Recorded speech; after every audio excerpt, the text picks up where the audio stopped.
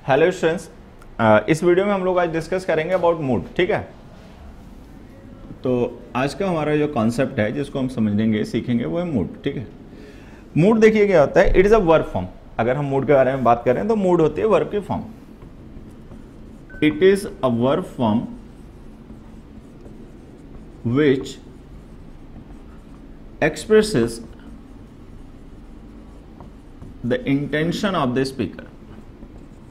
Mood verb की form होती है जो इंटेंशन ऑफ द स्पीकर को एक्सप्रेस करती है। ठीक है, कि स्पीकर किसी स्टेटमेंट को किस इंटेंशन के साथ में कह रहा है, मतलब उसको कहने का इंटेंशन क्या है। हमें पता है कि वर्ब का जो बेसिक मीनिंग होता है वो डूइंग और हैपनिंग होता है, कि वर्ब जो होती है उसके थ्रू हम किसी डूइंग या हैपनिंग को एक्सप्रेस करते हैं। लेकिन अगर उसके अलावा हम कोई और अपनी एडिशनल इंटेंशन एक्सप्रेस करना चाहें मूड के थ्रू, ठीक है, उस वर्ब के थ्रू, तो उसकी जो फॉर्म यूज की जाती है उसे हम कहते हैं मूड। ठीक, ये मैं स्टार्ट करने से पहले आपको एक तो छोटी छोटी बातें और समझा देना चाहूंगा कि जो वर्ब फॉर्म्स होती हैं, ठीक है, टेंस भी होती हैं, टेंस भी वर्ब की फॉर्म ही होती है। ये जो हम मूड पढ़ रहे हैं, आज टॉपिक स्टार्ट कर रहे हैं, ये भी वर्ब की फॉर्म होती है। उसके बाद में एक चैप्टर हम पढ़ेंगे आगे, वॉइस, ये भी मूड ही वर्ब की फॉर्म होती हैं। तो ये सभी वर्ब की फॉर्म्स होती हैं। टेंस वर्ब की वो फॉर्म्स होती हैं जिनके थ्रू हम टाइम के डिफरेंट पॉइंट्स को एक्सप्रेस करते हैं, प्रेजेंट, पास्ट, फ्यूचर को। ठीक है, मूड वर्ब की वो फॉर्म्स होती हैं जिनके through intention of the speaker को एक्सप्रेस करते हैं। और वॉइस वर्ब की वो फॉर्म्स होती हैं जिनके थ्रू हम ये एक्सप्रेस करते हैं कि वर्ब का जो सब्जेक्ट है वो डूअर ऑफ द एक्शन है या रिसीवर ऑफ द एक्शन है, मतलब उसने एक्शन को परफॉर्म किया या रिसीव किया है। तो मैं चाहता हूं कि मूड थोड़ा सा कंफ्यूजिंग होता है अगर हम उसको फंडामेंटली ना समझें तो उसको सबसे पहले क्लियर कर लीजिए कि टेंस, मूड और वॉइस में बेसिक डिफरेंसेस होते क्या हैं। वॉइस वर्ब की वो फॉर्म्स होती हैं जिनके थ्रू हम ये एक्सप्रेस करते हैं कि वर्ब का सब्जेक्ट जो है वो डूअर ऑफ द एक्शन है या रिसीवर ऑफ द एक्शन है, उसने एक्शन परफॉर्म किया या रिसीव किया है। ठीक है, मूड वर्ब की वो फॉर्म्स होती हैं जिनके थ्रू हम different intentions of speaker express करना चाहते हैं, डूइंग, हैपनिंग के अलावा।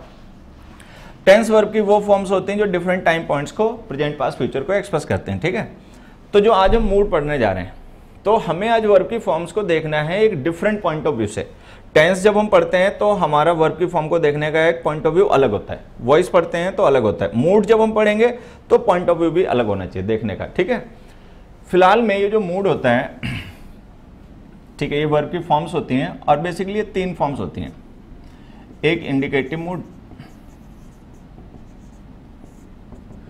इंडिकेटिव मूड वर्ब की उन फॉर्म्स को कहा जाता है जिनके थ्रू हम एक्सप्रेस करते हैं फैक्ट्स को, ओपिनियंस को या क्वेश्चंस को।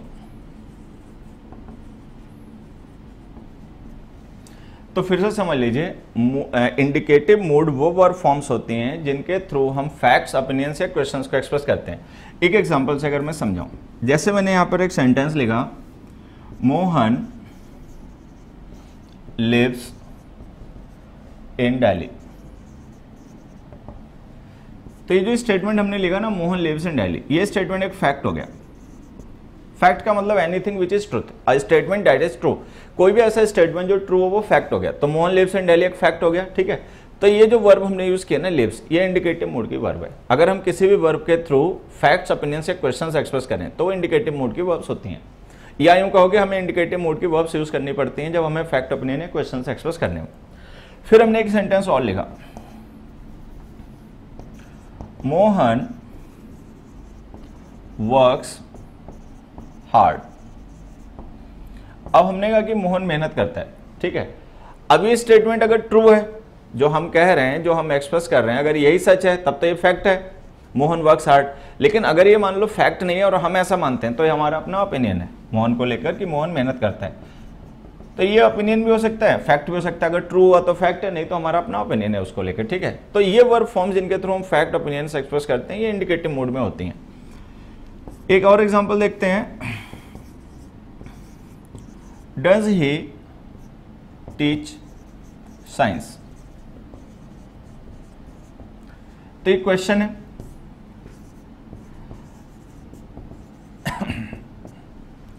तो तो ये स्टेटमेंट एक क्वेश्चन एक्सप्रेस कर रहा है, ये स्टेटमेंट एक फैक्ट एक्सप्रेस कर रहा है, ये स्टेटमेंट एक ओपिनियन एक्सप्रेस कर रहा है, ठीक है।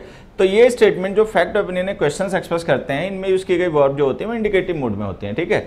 बेसिकली हमें ध्यान यहाँ पे ये रखना है कि जब हम किसी वर्ब को इंडिकेटिव मूड में यूज करते हैं तो उसको सब्जेक्ट के नंबर और टेंस के अकॉर्डिंग लिखना पड़ता है, ठीक है। अच्छा, हम किसी वर्ब को इंडिकेटिव मूड में यूज कब करते हैं, हम कैसे जान पाएंगे वर्ब इंडिकेटिव मूड में है या नहीं है, ठीक है। वो हम तब जान पाएंगे जब हमें ये पता चल जाए कि लिखा गया सेंटेंस जो है वो किसी का अपना ओपिनियन है या फैक्ट है या क्वेश्चन है। अगर लिखा गया स्टेटमेंट फैक्ट, ओपिनियन या क्वेश्चन हो तो उनमें यूज की गई वर्ब जो है वो इंडिकेटिव मूड में होंगी, उनको सब्जेक्ट के नंबर और टेंस के अकॉर्डिंग लिखना पड़ेगा। मोहन लिव्स लिखा यहाँ पर, मोहन सब्जेक्ट सिंगुलर है तो लिव लिख दिया, अगर हम मोहन एंड सोहन लिख दें तो लिव आ जाएगा, ठीक है।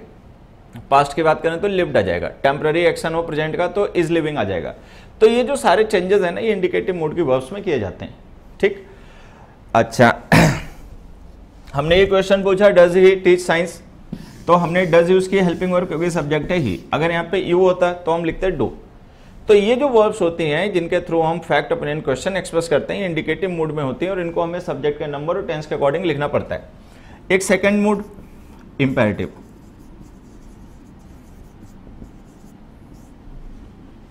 ठीक है। इंपेरेटिव मूड जो होता है ये वर्ब की वो फॉर्म्स होती हैं जिनके थ्रू हम एक्सप्रेस करते हैं direct orders, advice, request etcetera. हमने किसी को कुछ डायरेक्ट ऑर्डर किया, एडवाइस किया, रिक्वेस्ट किया, तो उसमें यूज की गई जो वर्ब्स होती हैं वो हमारे इंपेरेटिव मूड की होती हैं, ठीक है। एग्जांपल से समझते हैं। हमने किसी से कहा walk fast, it could be an order, ये ऑर्डर हो सकता है किसी को कि हम किसी को ऑर्डर कर रहे हैं तेज चलने के लिए, ठीक है। फिर हमने एक सेंटेंस लिखा work hard this time, it is an advice to somebody, ये किसी को दी गई एडवाइस है कि मेहनत करो, ठीक। Work hard this time advice हो गया। प्लीज हेल्प मी रिक्वेस्ट हो गया। ये जो स्टेटमेंट्स हैं walk fast, work hard this time, please help me, ये स्टेटमेंट्स हैं ऑर्डर, एडवाइस, रिक्वेस्ट। तो जब हम किसी को ऑर्डर, एडवाइस या रिक्वेस्ट करते हैं तो वहां पे लिखी गई वर्ब्स जो होती हैं वो इंपेरेटिव मूड की होती हैं। अब आप देख रहे होगे कि इन वर्ब्स के साथ हमने सब्जेक्ट्स नहीं लिखे, जैसे वॉक है वर्ब, इसका सब्जेक्ट नहीं लिखा, वर्क हार्ड का भी सब्जेक्ट नहीं लिखा, हेल्प मी का भी सब्जेक्ट नहीं लिखा, ठीक है। तो ये जो वर्ब्स होती हैं जिनको हम ऑर्डर, एडवाइस या रिक्वेस्ट करने के लिए यूज करते हैं, ठीक है। एक चीज पे ध्यान देना है, जो डायरेक्ट वर्ड है ना इस पर थोड़ा सा स्पेशली फोकस रखना। जब हम किसी को डायरेक्ट ऑर्डर, एडवाइस या रिक्वेस्ट करते हैं तो वो पर्सन जिसको हम ऑर्डर, एडवाइस या रिक्वेस्ट कर रहे हैं वो हमेशा ही हमारा लिसनर होता होगा, क्योंकि लिसनर के अलावा हम किसी और को तो ऑर्डर, एडवाइस, रिक्वेस्ट नहीं कर पाएंगे। वो जो हमारा लिसनर होता है वो सेकंड पर्सन होता है। सेकंड पर्सन के लिए इंग्लिश में एक ही प्रोनाउन होता है यू, यू के अलावा और तो कुछ होता नहीं है। तो हम ऐसे कह सकते हैं कि जो हमारी इंपेरेटिव मूड की वर्ब्स होती हैं इनका सब्जेक्ट हमेशा ही यू होता है, वो लिखा या बोला नहीं जाता, वो अंडरस्टूड रहता है, ना हमें उसको लिखने की जरूरत होती है ना बोलने की जरूरत होती है। लिखने की जरूरत इसलिए नहीं होती क्योंकि उसके अलावा और कोई हो नहीं सकता, ओके। तो इंपेरेटिव मूड की वर्ब्स जो होती हैं उनका सब्जेक्ट हमेशा यू होता है, वो लिखा या बोला नहीं जाता, हमेशा अंडरस्टूड होता है। क्योंकि सब्जेक्ट हमेशा अंडरस्टूड होता है, लिखना या बोलना नहीं पड़ता, तो जो सेंटेंस होते हैं उनकी शुरुआत होती है हमेशा वर्ब से। इंपेरेटिव सेंटेंसेस की शुरुआत हमेशा वर्ब से होती है, सब्जेक्ट उनका यू होता है जो कि हमेशा अंडरस्टूड रहता है। ये हमें यहाँ पे ध्यान रखना है। इंपेरेटिव मूड, इंडिकेटिव मूड, दो मूड हो गए डिस्कस। उसके बाद में हम आते हैं अपना थर्ड मूड समझते हैं।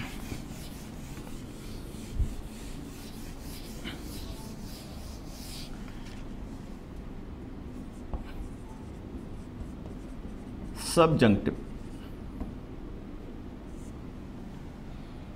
The third type of mood is called subjunctive mood. इसको हम दो पार्ट में डिवाइड करके तब समझते हैं। एक होता है प्रेजेंट और एक होता है past. Present subjunctive mood and past subjunctive mood. Present subjunctive mood वो वर्ब फॉर्म्स होती हैं जिनके थ्रू हम एक्सप्रेस करते हैं किसी नेसेसिटी को, रिक्वायरमेंट को या किसी इनडायरेक्ट ऑर्डर,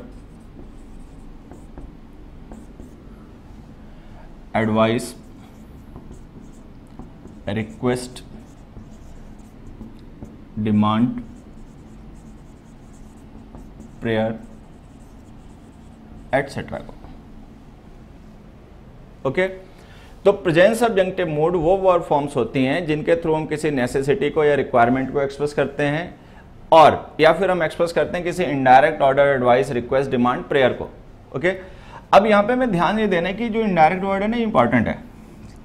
ये देखो, ये डायरेक्ट ऑर्डर है, ये इनडायरेक्ट है। अगर हम किसी को कुछ डायरेक्ट ऑर्डर, एडवाइस, रिक्वेस्ट कर रहे हैं तब तो हमें वर्ब लिखनी पड़ेगी इंपेरेटिव मूड में। इंपेरेटिव मूड की वर्ब का सब्जेक्ट हमेशा ही होता है, वो अंडरस्टूड होता है, उसको लिखना या बोलना नहीं पड़ता। जिन सेंटेंसेज में इंपेरेटिव मूड की वर्ब यूज होती है वो सेंटेंसेज इंपेरेटिव होते हैं, उनकी शुरुआत हमेशा वर्ब से होती है, सब्जेक्ट उनका अंडरस्टूड रहता है। लेकिन अगर हमारा इनडायरेक्ट ऑर्डर, एडवाइस या रिक्वेस्ट एक्सप्रेस करनी हो तो फिर हम वहां पे जो वर्ब यूज करेंगे वो प्रेजेंट सब्जेक्टिव मूड की होगी। अभी एक दो एग्जांपल से इसको हम लोग समझ लेंगे। सेकंड होता है past subjective mood. Past subjective mood verb की वो फॉर्म्स होती हैं जिनके थ्रू हम एक्सप्रेस करते हैं अनरियलिटीज, इमेजिनेशंस, improbabilities,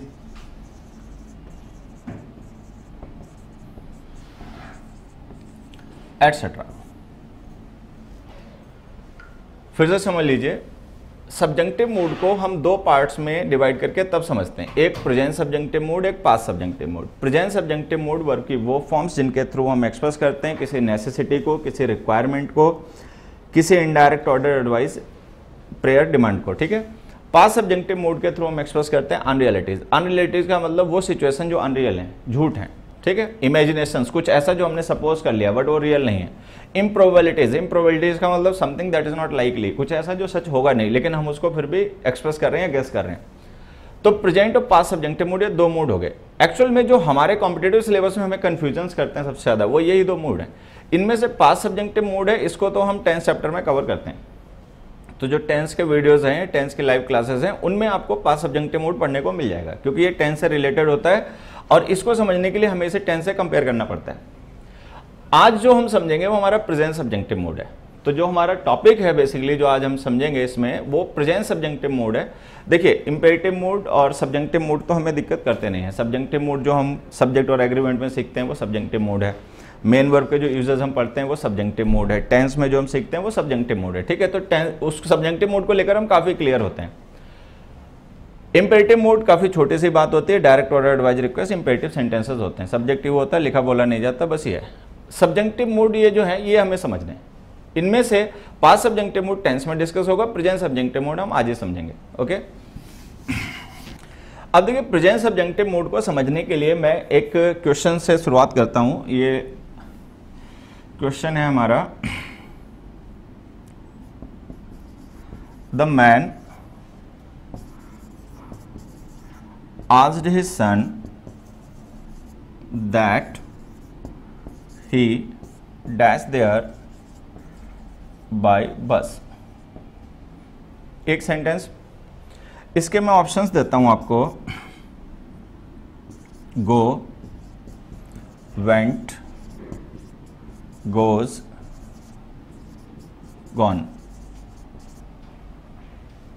ये 4 ऑप्शंस हो गए। ये जो क्वेश्चन है हमारा, the man asked his son that he dash there by bus, इसमें हमें ब्लैंक फिल करना है और हमारे पास ऑप्शन ही हो गए, गो, वेंट, गोज, गॉन। अब इसमें से अगर हम देखें तो ज़्यादातर जो स्टूडेंट्स हैं, ज़्यादातर जो लर्नर्स हैं, उनका आंसर होगा कि इसका आंसर है वेंट। सही, ठीक है, वेंट इसका आंसर होना चाहिए।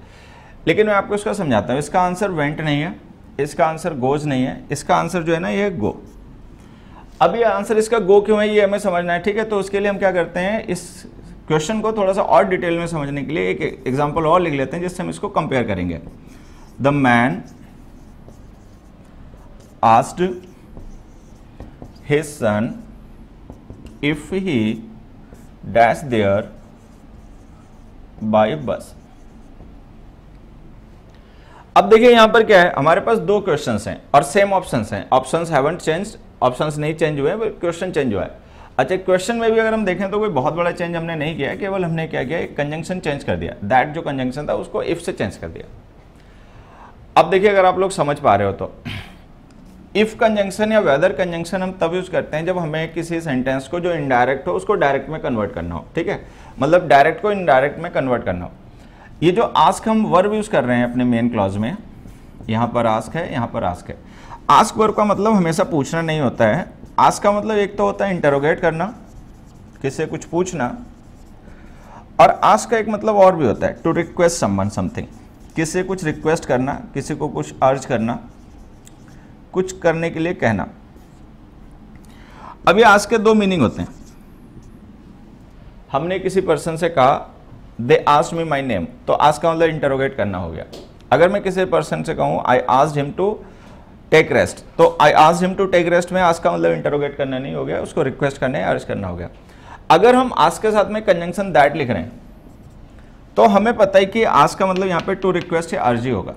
अगर हम इफ लिख रहे हैं तो इसका मतलब आस्क का मतलब यहाँ पे इंटरोगेट करना होगा, क्योंकि इफ कंजंक्शन है वेदर कंजंक्शन हमें इनडायरेक्ट में तभी लिखने पड़ते हैं जब हमारा डायरेक्ट सेंटेंस में रिपोर्टेड स्पीच कोई क्वेश्चन रही हो। लेकिन अगर हमारे डायरेक्ट स्पीच क्वेश्चन ना रही हो तो हमें इफ या वेदर नहीं लिखने पड़ते हैं, तब हम कंजंक्शन दैट लिखते हैं। तो इफ अगर हम यहाँ पे लिख रहे हैं तो इसका मतलब लिखा गया स्टेटमेंट एक क्वेश्चन है, हालांकि वो अब डायरेक्ट नहीं है, इनडायरेक्ट है, लेकिन बेसिकली वो एक क्वेश्चन रहा होगा जिसको हम इनडायरेक्ट में कन्वर्ट करके लिख रहे हैं। अच्छा, अगर हम दैट लिख रहे हैं तो इसका मतलब ये जो हमारा लिखा गया स्टेटमेंट है ये एक एडवाइस है या एक रिक्वेस्ट है। अब ये एडवाइस डायरेक्ट तो हो नहीं सकती, क्योंकि अगर डायरेक्ट एडवाइस होती तो इसको हम लिखते सीधा इंपेरेटिव सेंटेंस में, गो देयर बाय बस। ठीक है, गो देयर बाय बस हमारा डायरेक्ट एडवाइस हो जाती है। क्योंकि हम असर्टिव सेंटेंस में लिख रहे हैं तो ये हमारी इनडायरेक्ट एडवाइस हो गई।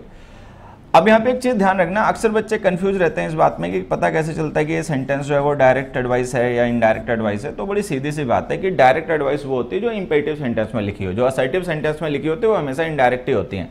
ये असर्टिव सेंटेंस है, ओके। अगर ये इंपेरेटिव सेंटेंस होता है तो ये डायरेक्ट वर्ब से शुरू हो रहा होता है। अगर ये वर्ब से नहीं शुरू हो रहा है सेंटेंस तो इसका मतलब ये असर्टिव, इंपेरेटिव नहीं है, असर्टिव है।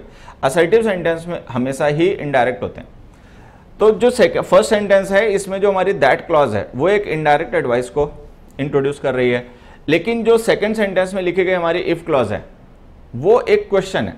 अब हमें पता अगर ये क्वेश्चन है तो इसके लिए हमें वर्ब यूज करनी पड़ेगी इंडिकेटिव मूड की। इंडिकेटिव मूड की वर्ब जो होती है वो टेंस और सब्जेक्ट के नंबर के अकॉर्डिंग लिखनी पड़ती है। हम देख रहे हैं मेन क्लॉज हमारी पास्ट में, अगर मेन क्लॉज पास्ट में तो यहाँ पर हमें पास्ट का ही टेंस यूज करना पड़ेगा, वेंट। उसके बाद में यहाँ पर भी पास्ट है, लेकिन वो जो हम आगे लिखना चाह रहे हैं वो इनडायरेक्ट एडवाइस है। ठीक है, क्योंकि वो इनडायरेक्ट एडवाइस है तो उसको प्रेजेंट सब्जेक्टिव मूड एक्सप्रेस करेगा, इंडिकेटिव मूड एक्सप्रेस नहीं करेगा, क्योंकि इंडिकेटिव मूड तभी होता है जब फैक्ट, ओपिनियन या क्वेश्चन हो। तो ये लिखा गया स्टेटमेंट ना फैक्ट है ना ओपिनियन है ना क्वेश्चन है, वो एक इनडायरेक्ट एडवाइस है तो उसको प्रेजेंट सब्जेक्टिव मूड एक्सप्रेस करेगा। प्रेजेंट सब्जेक्टिव मूड में वर्ब हमेशा बेस फॉर्म में यूज होती है, सब्जेक्ट कोई भी हो, टेंस कोई भी हो। तो प्रेजेंट सब्जेक्टिव मूड की जो वर्ब्स होती हैं वो हमेशा ही बेस फॉर्म में लिखी जाती हैं, irrespective of the number of the subject और द टेंस। कोई भी टेंस हो, कोई भी सब्जेक्ट हो, वो वैसे ही लिखी जाएंगी। कुछ और क्वेश्चंस बेहतर अच्छे एग्जांपल्स डिस्कस करते हैं जो प्रेजेंट सब्जेक्टिव मूड को डील कर रहे होंगे। ठीक है, it is imperative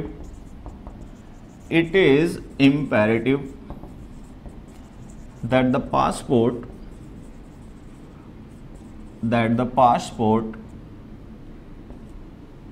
carries your photo.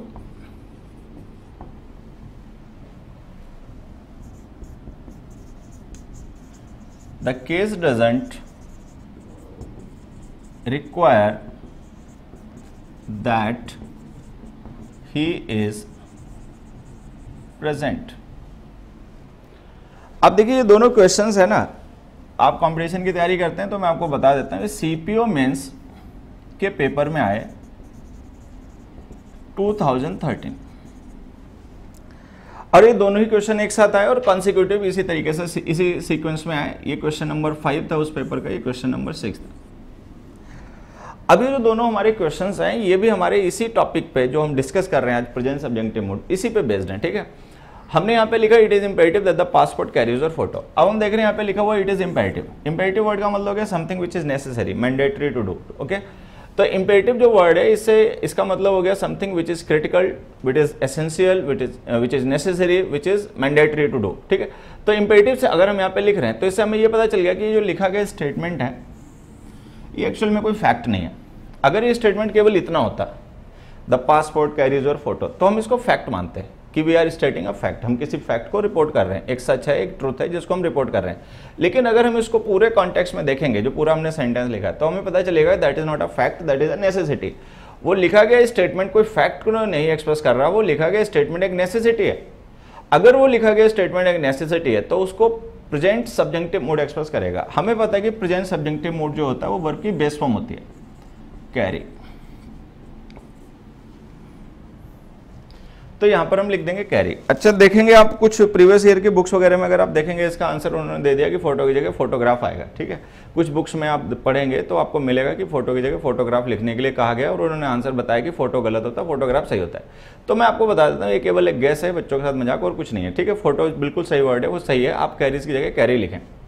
उसके बाद इसमें आते हैं, ये स्टेटमेंट अगर केवल इतना ही लिखा हो, ही इज प्रेजेंट, तो ये सही होगा। अगर हम कहीं पे केवल इतना लिखें ही इज प्रेजेंट, तो इस स्टेटमेंट को हम सही मानेंगे। हम ये मानेंगे कि we are reporting a fact, हम किसी फैक्ट को रिपोर्ट कर रहे हैं, कोई पर्सन है वहां पर और हम ये बात किसी को बता रहे हैं। लेकिन अगर हम उस स्टेटमेंट को रिलेट करें इस पूरे क्लॉज से, द केस डजंट रिक्वायर, तो हम जानेंगे that is not a fact, that is a requirement, कि उसके होने की, वहां पे आने की कोई रिक्वायरमेंट नहीं है। तो ये जो लिखा गया स्टेटमेंट है ना, वो एक रिक्वायरमेंट एक्सप्रेस कर रहा है। चूंकि ये लिखा गया स्टेटमेंट रिक्वायरमेंट एक्सप्रेस कर रहा है तो इसको प्रेजेंट सब्जेक्टिव मोड एक्सप्रेस करेगा। प्रेजेंट सब्जेक्टिव मोड वर्ब की बेस फॉर्म होती है, इज एम आर जो वर्ब होती है इनकी बेस फॉर्म बी होती है। ठीक है, तो हम लिख देंगे be, the case doesn't require that he be present.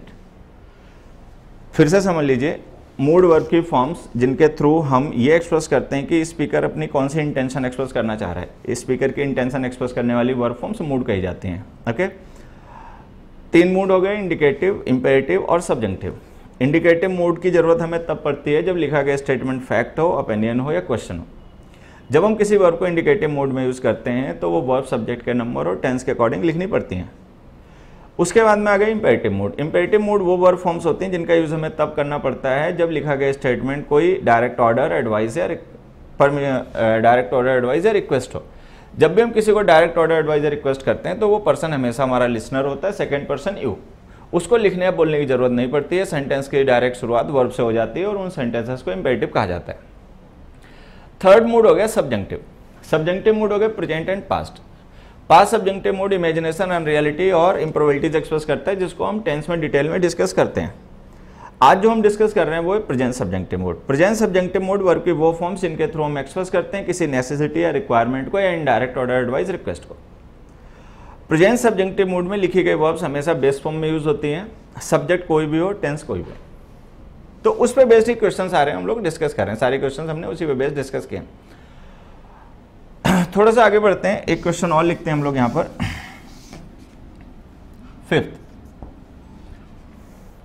Fifth question हम लिखते हैं, ही सेड टू देम,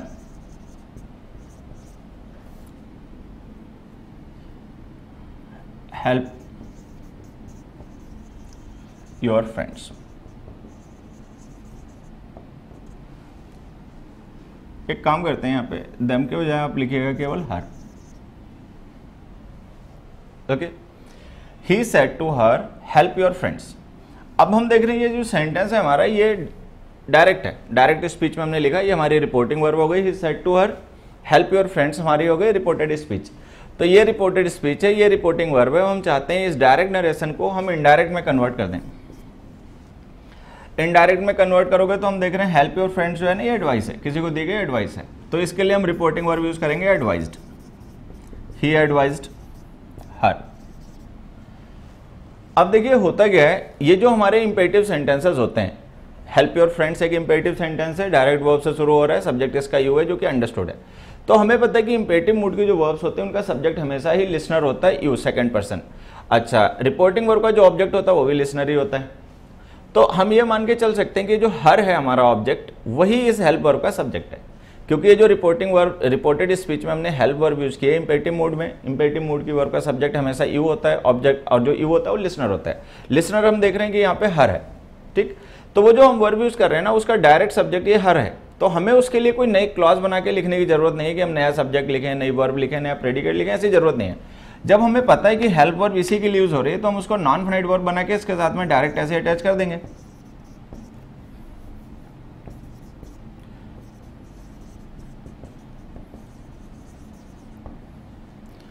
और ये हमारा इनडायरेक्ट बन गया, he advised her to help her friends. लेकिन देखिए कि अकेला तरीका था इसको सेंटेंस को सही करने का, वाज द ओनली वे। ये ओनली वे नहीं था, इसके अलावा भी कुछ तरीके हो सकते हैं। हम चाहें तो इसको ऐसे भी लिख सकते हैं, ही एडवाइज्ड हर दैट। अब देखिए हमने क्या किया, उस हेल्प को, मेन वर्ब को हमने नॉन फाइनाइट वर्ब इन्फिनिटिव नहीं बनाया, हमने एक नया कंजंक्शन लिखा दैट। अब जब कंजंक्शन लिख दिया, दैट सबऑर्डिनेट कंजंक्शन होता है, तो इसके बाद सबऑर्डिनेट क्लॉज लिखनी पड़ेगी। क्लॉज में हमें सब्जेक्ट और प्रेडिकेट लिखने पड़ेंगे। अब हमें पता है कि जो हेल्प वर्ब है इसका सब्जेक्ट जो है वो यू है। अभी तो अंडरस्टूड है, अभी तो सेंटेंस इंपेरेटिव है, तो उसको लिखना बोलना नहीं है, लेकिन ये सेंटेंस तो इनडायरेक्ट हो गया, इसमें तो लिखना पड़ेगा। तो यू को हम चेंज करेंगे हर के अकॉर्डिंग, सेकंड पर्सन ऑब्जेक्ट के अकॉर्डिंग चेंज होते हैं रिपोर्टिंग वर्ब में, तो हर के अकॉर्डिंग ये हो जाएगा शी। ओके, अब शी सब्जेक्ट हो गया, इसके बाद हमें प्रेडिकेट लिखना पड़ेगा। ये जो सेंटेंस हमने लिखा था वो एडवाइस था।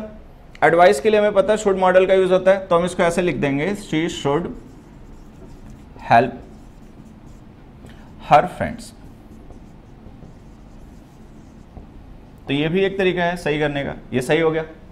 तो हम चाहें तो इसको ऐसे लिखें, he advised her to help her friends, और चाहे तो ऐसे लिख दें, he advised her that she should help her friends. अब यहाँ पे एक चीज और समझना है, ये जो हमने लिखा है ना, she should help her friends, ये एडवाइस है, लेकिन ये एडवाइस डायरेक्ट नहीं है। डायरेक्ट एडवाइस ये थी जो इंपेरेटिव सेंटेंस में लिखी थी, ये असर्टिव सेंटेंस है। असर्टिव सेंटेंस में या इनडायरेक्ट सेंटेंस में जो भी हम लिखते हैं वो इनडायरेक्ट एडवाइस होती है। तो she should help her friends indirect advice है। अभी हमने पढ़ा कि जो इनडायरेक्ट एडवाइस होती हैं इनको हम प्रेजेंट सब्जेक्टिव मूड की मदद से भी एक्सप्रेस कर सकते हैं। तो अगर हम चाहें तो इस सेंटेंस को ऐसे भी लिख सकते हैं, शी हेल्प हर फ्रेंड्स, और ये देखो ये भी सही होगा।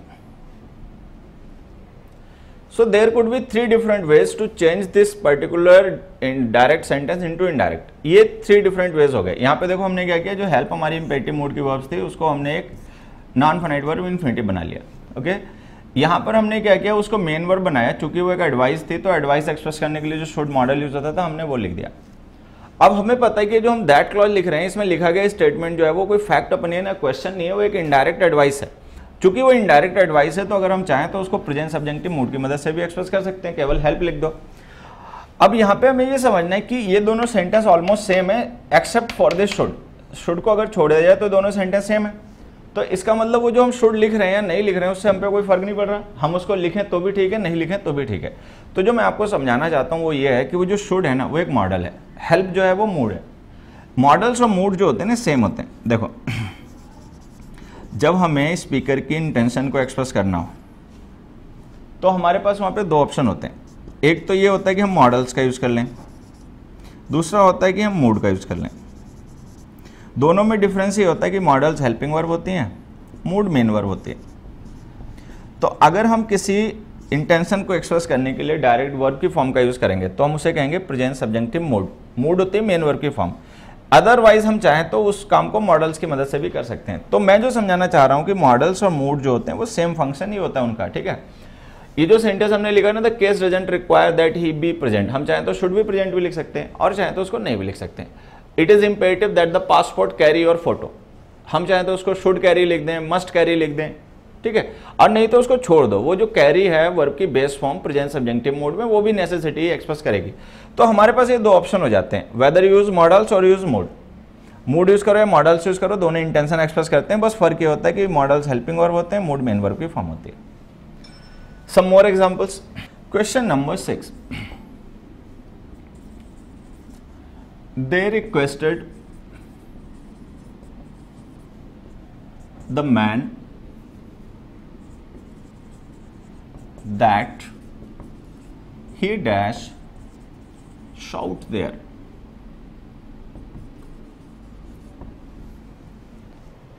They requested the man that he dash shout there. Options देखिए, does not, do not,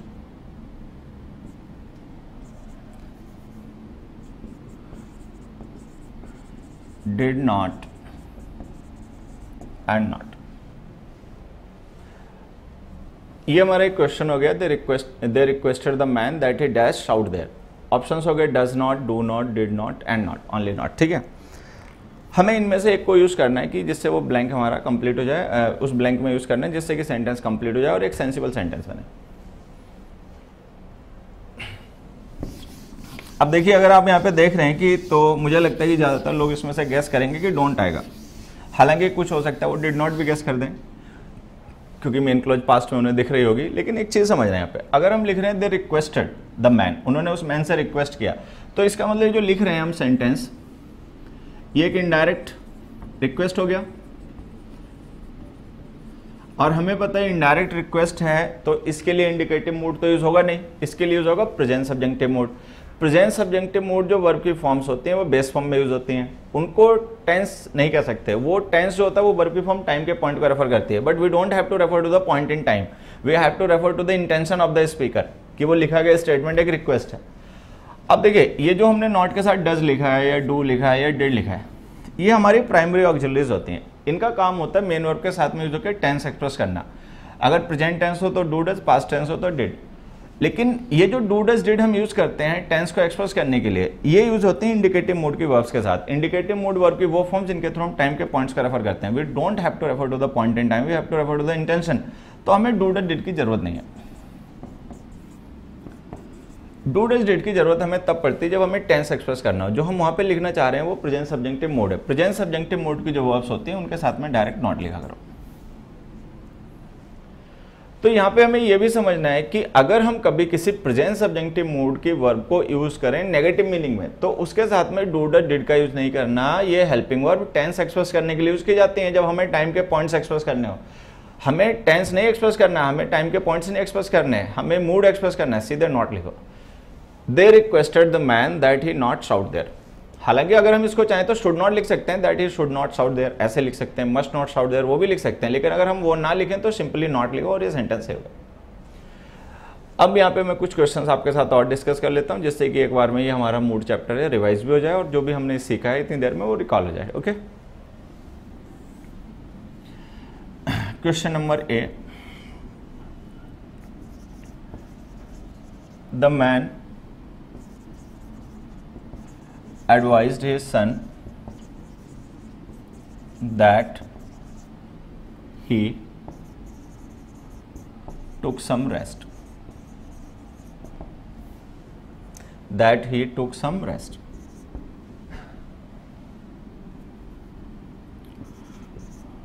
We shall request him that he has pity on them. See, the coach ordered the players that they practiced hard for the upcoming match. It is necessary that every citizen pays taxes honestly.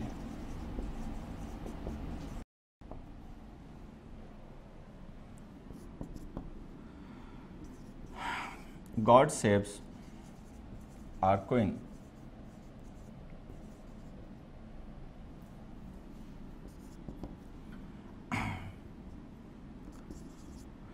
The workers demanded that the corrupt manager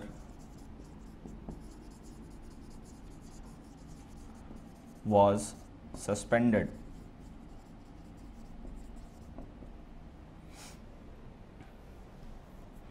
The workers demanded that the corrupt manager was suspended.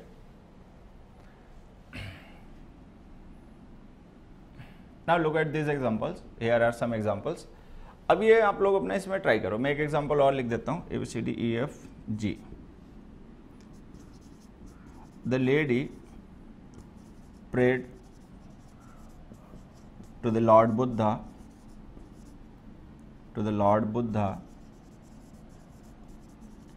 that her son was restored to life.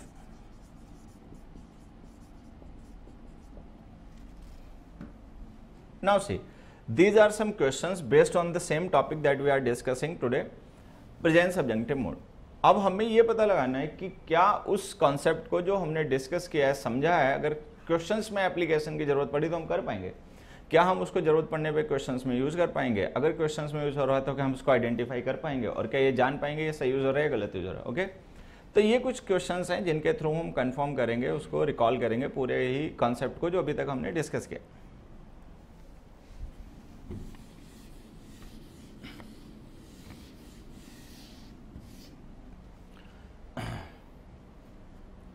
Now see, अगर ये sentence कहीं पे केवल इतना लिखा हो, ही took some rest, तो हमें पता है we have to consider it right, हमें इसको करेक्ट समझना है। अगर कहीं पर भी ये लिखा हो ही टुक सम रेस्ट, क्योंकि उस केस में हम इसको फैक्ट मानेंगे कि we are reporting a fact, somebody did something and we are reporting it, so it is a fact, he took some rest. लेकिन अगर हम इसको इस पूरे सेंटेंस के कॉन्टेक्स्ट में देखें तो ये फैक्ट नहीं है। हमने यहाँ पे लिखा the man advised his son, उस मैन ने अपने सन को एडवाइस किया, तो इसका मतलब वो जो लिखा गया स्टेटमेंट है वो फैक्ट नहीं है। उसने रेस्ट लिया या नहीं लिया, उसने रेस्ट किया या नहीं किया, हमें कुछ नहीं पता, बस हमें ये पता है कि उस मैन ने एडवाइस किया। तो जो लिखा गया स्टेटमेंट वो फैक्ट नहीं है, ओपिनियन नहीं है, क्वेश्चन नहीं है, वो एक एडवाइस है। अब वो भी इनडायरेक्ट। फिर से एक बार समझ लेना, अगर कोई बच्चा डायरेक्ट इनडायरेक्ट एडवाइस में उलझ जाए तो मैं उनको समझा देना चाहता हूँ कि डायरेक्ट एडवाइस वो होती है जो इंपेरेटिव सेंटेंस में लिखी हो। अगर हम किसी से कहें टेक सम रेस्ट, तो ये डायरेक्ट एडवाइस है।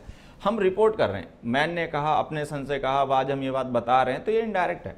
और दूसरी बात, जो भी ये सेंटेंस असर्टिव होते हैं ना, वो हमेशा ही इनडायरेक्ट होते हैं, तो इनडायरेक्ट एडवाइस है। इनडायरेक्ट एडवाइस है तो इसको प्रेजेंट सब्जेक्टिव मूड एक्सप्रेस करेगा। टेक, टेक्स मत लिखना, टेक। अब हम करते क्या कि हम सोचते हैं कि ही लिखा हुआ है तो ही के साथ टेक क्यों आए, टेक्स आएगा। या हम सोचते हैं हमारी मेन क्लॉज पास्ट में, पहले पास्ट आ गया तो आगे भी पास्ट आएगा। ठीक है, वो पास्ट तब आएगा जब वो टेंस एक्सप्रेस करना हो। तुम्हें टेंस एक्सप्रेस नहीं करना है, मूड एक्सप्रेस करना है, तो उसमें वर्ब की प्रेजेंट सब्जेक्टिव मूड यूज होगी, टेंस कोई भी हो। नेक्स्ट में आते हैं, हमने लिखा we shall request him that he has pity on them.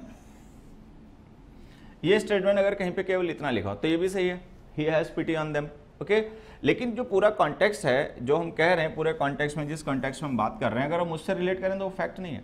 हमें नहीं पता कि वो उनके ऊपर पिटी करता है या नहीं करता है, लेकिन हमने उससे रिक्वेस्ट करना है ऐसा।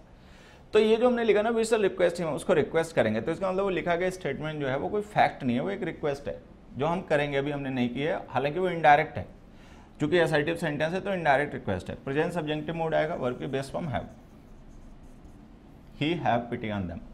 लाइकवाइज ये जो हमने लिखा है दे प्रैक्टिस्ड हार्ड, अगर ये सेंटेंस कहीं पे केवल इतना ही लिखा हो they practised hard, so it is a fact. ये सही है, फैक्ट है, हम उसको मान लेंगे कि इंडिकेटिव मोड की वर्ब है जिसके थ्रू हम किसी फैक्ट को स्टेट कर रहे हैं। लेकिन ये पूरा कॉन्टेक्स्ट है सेंटेंस का, अगर इससे समझोगे तो पता चलेगा वो फैक्ट नहीं है।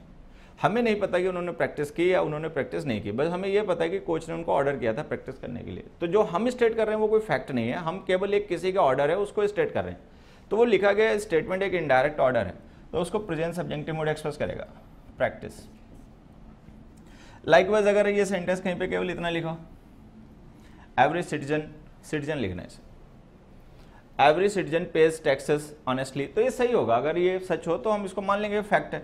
लेकिन ये जो पूरा कॉन्टेक्स्ट लिखा उसके हिसाब से तो नेसेसिटी है, it is not a fact. ये कोई फैक्ट नहीं है, एक नेसेसिटी है जिसकी जरूरत ही कैसा हो। तो इसका मतलब अगर ये नेसेसिटी है तो लोग अभी ऐसा नहीं करते होंगे, तो नहीं करते होंगे तो इसका मतलब फैक्ट तो हुआ नहीं। But we want it happen, लेकिन हम चाहते हैं कि ऐसा हो, लेकिन ये होता नहीं है अभी। ठीक है, तो लिखा गया स्टेटमेंट कोई फैक्ट नहीं है, वो एक एडवाइस है, एक नेसेसिटी है। क्योंकि वो नेसेसिटी है, रिक्वायरमेंट है, तो प्रेजेंट सब्जेक्टिव मूड पे। लाइकवाइज हमने लिखा गॉड सेव्स आवर क्वीन। अब देखिए एक प्रेयर है, ये फैक्ट नहीं है, ऐसा नहीं कि गॉड सेव करता है क्वीन को, लेकिन हम चाहते हैं कि वो ऐसा करे।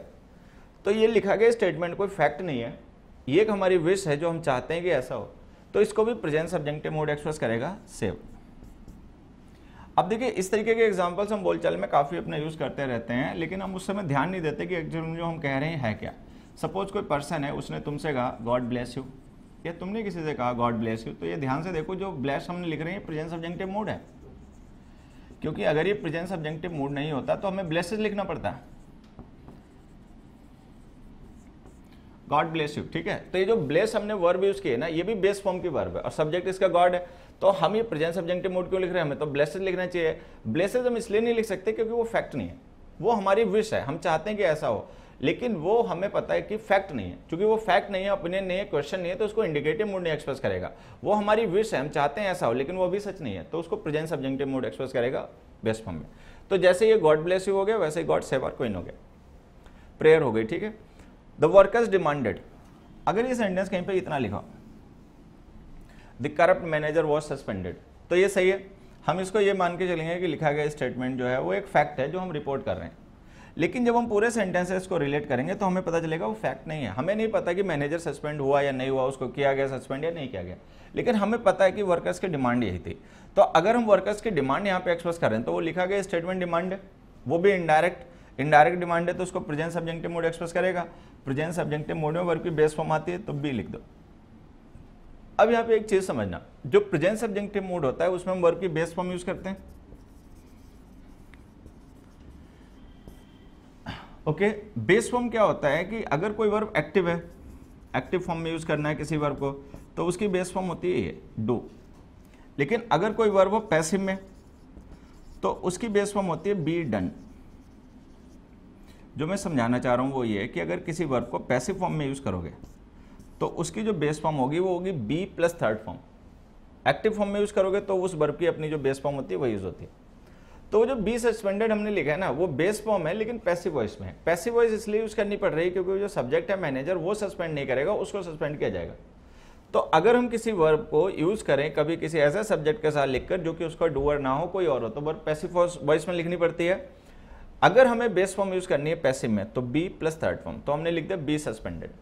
लाइकवाइज ये भी एग्जांपल ऐसे है। अगर हम इस सेंटेंस को ऐसे लिखें केवल इतना, हर सन वॉज रेस्टोर्ड टू लाइफ, तो हर सन वॉज रेस्टोर्ड टू लाइफ है ना, ये फैक्ट मान लिया जाएगा और सेंटेंस से हो जाएगा कि उसके बेटे को फिर से जिंदा कर दिया। लेकिन यहाँ पे तो इस सेंटेंस में कहीं पे ऐसा कोई कॉन्टेक्स्ट नहीं दे रखा जिससे पता चल पाए कि उसको जिंदा कर दिया नहीं कर दिया। यहाँ तो बस इतना लिखा है कि उस महिला ने प्रार्थना की लॉर्ड बुद्धा से कि उसके बेटे को जिंदा कर दिया जाए। अब जिंदा किया उन्होंने कि नहीं किया वो हमें नहीं पता। तो जो हम रिपोर्ट कर रहे हैं वो फैक्ट ओपिनियन या क्वेश्चन नहीं है, वो एक प्रेयर है जो उस महिला ने भगवान बुद्ध से की। चूंकि जो हम रिपोर्ट कर रहे हैं वो प्रेयर है तो उसको प्रेजेंट सब्जेक्टिव मोड एक्सप्रेस करेगा वर्ब की बेस फॉर्म। तो ये कुछ और एप्लीकेशंस हो गए प्रेजेंट सब्जेक्टिव मोड कॉन्सेप्ट के जो हमने इतनी देर में सीखा है सेंटेंसेस में, कि अगर हम सेंटेंसेस में उस कॉन्सेप्ट को अपना यूज करें तो वो कुछ इस तरीके के सेंटेंसेस बनेंगे, इस तरीके के सेंटेंसेस होंगे। अब अभी तक क्या था यहाँ पे कि मैं मार्क कर रहा था, इसको देखो इसको देखो इसको देखो, तुम लोग उतना ही देख रहे थे, ठीक है। थोड़ा सा अगर मैं और तुम्हारी मदद करना चाहूँ कि अगर सेंटेंस में हमारे आएगा तो वहाँ पे मैं तो नहीं रहूँगा कि मैं तुम्हें बता दूंगा इसको अंडरलाइन करके इतने पार्ट को देखो इतने पार्ट को नहीं देखो, तो वहाँ पे हमें मदद कैसे मिलेगी। ओके, जनरली क्या होता है कि जब हम किसी स्टेटमेंट के शुरुआत में इस तरीके की इंट्रोडक्टरी फ्रेजेस लिख दें, इट इज नेसेसरी या it is advised, it is critical, it is mandatory, it is imperative, it is ordered, it is recommended, etc. तो इससे हमें पता चल जाता है कि जो आगे लिखा जाने वाले स्टेटमेंट होगा जो हम इस फ्रेज के इस क्लॉज के बाद में आगे लिखेंगे वो फैक्ट ओपिनियन या क्वेश्चन तो होगा नहीं, वो या तो कोई नेसेसिटी होगी या कोई इनडायरेक्ट ऑर्डर एडवाइज रिक्वेस्ट होगा, तो उसको प्रेजेंट सब्जेक्टिव मोड एक्सप्रेस करेगा, प्रेजेंट सब्जेक्टिव मोड। तो हम वहाँ पे डायरेक्ट वर्ब की बेस फॉर्म लिख देंगे। फिर से समझ लीजिए, अगर किसी भी स्टेटमेंट से पहले ये क्लॉजेस यूज हो रही हो तो इससे हमें पता चल जाएगा कि इसके बाद जो भी हम लिखने जा रहे होंगे वो लिखा गया स्टेटमेंट किसी फैक्ट ओपिनियन या क्वेश्चन को एक्सप्रेस ना करके किसी नेसेसिटी या इनडायरेक्ट ऑर्डर एडवाइज रिक्वेस्ट को एक्सप्रेस कर रहा होगा। तो हम क्या करेंगे, जो वहाँ पे वर्ब यूज करेंगे वो प्रेजेंट सब्जेक्टिव मोड में यूज करेंगे। ओके, इसके अलावा और क्या मदद कर सकता है हमें, देखिए अगर हमारे मेन क्लॉज की वर्ब्स हों want,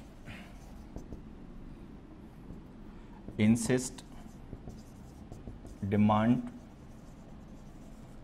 recommend,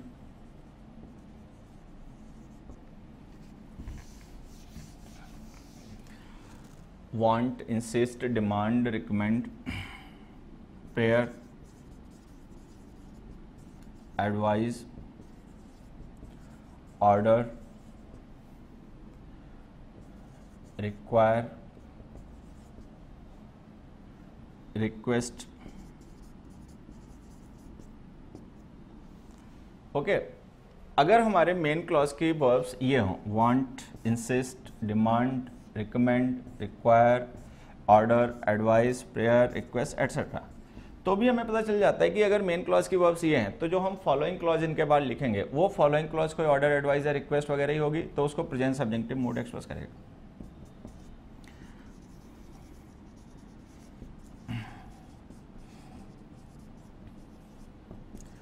ये कुछ हिंट वर्ड्स हो गए जिनसे हमें ये पता चल जाता है कि हमें सेंटेंस में प्रेजेंट सब्जेक्टिव मूड का यूज़ करना है या नहीं करना है। और जब हमें पता चल जाता है कि प्रेजेंट सब्जेक्टिव मूड का यूज़ करना है और मीनिंग पॉजिटिव हो तो वर्ब की बेस फॉर्म लिखो, नेगेटिव हो तो बेस फॉर्म से पहले नॉट लिखो। ओके, तो ये जो प्रेजेंट सब्जेक्टिव मूड है हमारा कॉन्सेप्ट छोटा सा बड़ा इंपॉर्टेंट कॉन्सेप्ट होता है और थोड़ा सा कंफ्यूजिंग भी होता है। वी हैव डिस्कस्ड इट, ये डन हुआ। अब जो हमारी वकैब की बुक है, वकैब की ग्रामर प्रैक्टिस बुक जो है आप लोगों को मिली भी होगी, ठीक है, उसमें इसके क्वेश्चंस दे रखे हैं। तो आपको फर्दर प्रैक्टिस करनी है और ज़्यादा क्वेश्चंस की, तो उस बुक में दे रखे हैं। मुझे लगता है मिसलेनियस नाम से एक चैप्टर है, उसमें आप ढूंढेंगे तो आपको एक्सरसाइज मिल जाएंगी, तो उसमें आप प्रेजेंट सब्जेक्टिव मूड के और क्वेश्चंस को भी प्रैक्टिस कर सकते हैं। इसको आप प्रैक्टिस करें। उसके साथ में ये कॉन्सेप्ट हमारा आज जो डिस्कस करना था कंप्लीट हुआ। Thanks everybody, bye.